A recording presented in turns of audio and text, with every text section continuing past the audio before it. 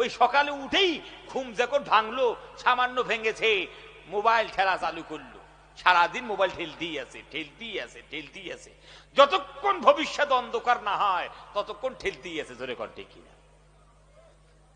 আমরা যারা care of Sarfaraz অভিভাবক আছি, আমরা একটু সচেতন হই। যুবকরা শেষ হয়ে যাচ্ছে, আপনাদেরকে বলি একটা সিস্টেম করতে হবে। সর্বপ্রথম কি করুন, কাল থেকেই আমার কথাটা আপনি ইমপ্লিমেন্ট করার চেষ্টা করুন। যাদের আমরা ছেলে পেলে আছে, যাদের ভাই আছে, আমরা এটা কাজ করব, ওদেরকে বলে দিন সিস্টেমের আওতায় নিয়ে আসুন যে সারাদিন মোবাইল যা করো করো চালাও।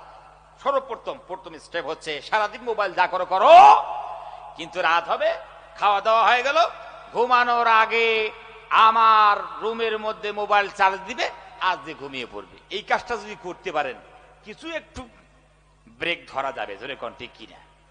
আজ যদি মোবাইল হাতে দিয়েছেন, ওই মোবাইল ঠেলতে ঠেলতে ঘড়িরও কাঠা 12টায় যাবে, আর এদের জীবন 12টায় যাবে। জোরে কোন ঠিক কিনা?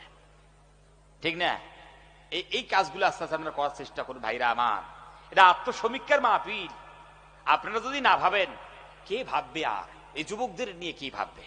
যা হোক, আপনাদেরকে বলতে চাই, আর ওগুলো আমরা খাবো না। বিড়ি সিগারেট, যুবকরা বিড়ি সিগারেট ধূমপান হাবি যাবি সব ছেড়ে দাও, ভদ্রতা শালীনতা দিয়ে জীবন যাপন করো, সফলতা একদিন আসবে। জোরে কর ঠিক না? ভাইরা আমার, আমাদের বুঝে আসে না। আপনারা বলুন তো, আপনাদের আশেপাশে বড়